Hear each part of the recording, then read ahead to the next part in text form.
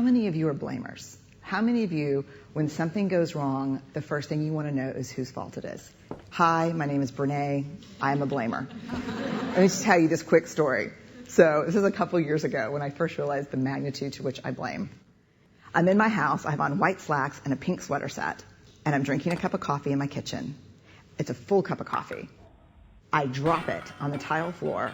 It goes into a million pieces, splashes up all over me. And a millisecond after it hit the floor, right out of my mouth is this: "Damn you, Steve."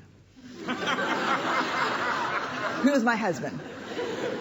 Because let me tell you how fast this works for me. So Steve plays water polo with a group of friends. And the night before, he went to go play water polo. And I said, hey, make sure you come back at 10, because I can never fall asleep until you're home. And he got back at 10:30. And so I went to bed a little bit later than I thought. Ergo, my second cup of coffee that I probably would not be having had he come home when we discussed. Therefore, and so the rest of that story is I'm cleaning up the kitchen. Steve calls, caller ID. I'm like, hey. He's like, hey, what's going on, babe? What's going on? So I'll tell you exactly what's going on. I'm cleaning up the coffee that spilled all, like dial tone. Because he knows. How many of you go to that place when something bad happens, the first thing you want to know is whose fault is it? I'd rather it be my fault than no one's fault. Because why? Why? Because it gives us some semblance of control.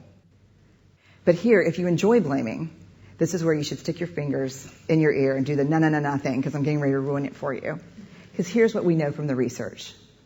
Blame is simply the discharging of discomfort and pain. It has an inverse relationship with accountability. Accountability, by definition, is a vulnerable process.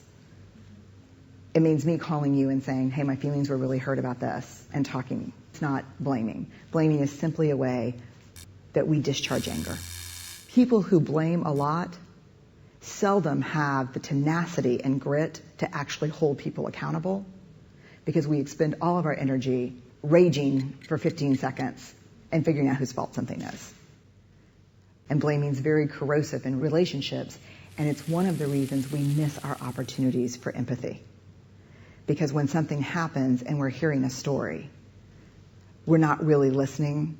We're in the place where I was, making the connections as quickly as we can about whose fault something was.